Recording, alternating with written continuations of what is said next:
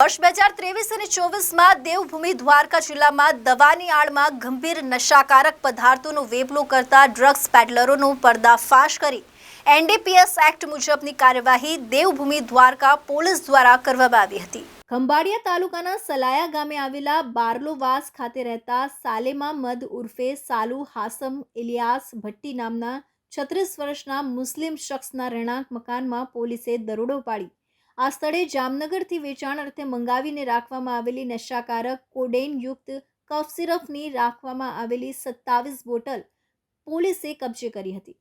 આ દરોડામાં પોલીસે ₹6075ની કિંમતની કફ સિરપની બોટલો તેમજ ₹4000ની કિંમતનો મોબાઈલ ફોન મળી કુલ ₹10,075ના મુદ્દામાલ સાથે આરોપી સાલેમ અહમદ ઉર્ફે સાલુ ભટ્ટીની અટકાયત કરી તેની સામે એનડીપીએસ એક્ટની કલમ હેઠળ ધોરણસર કાર્યવાહી હાથ ધરી છે। Ghanshyamsinh Vadher, ABC news Gujarat, Devbhumi Dwarka.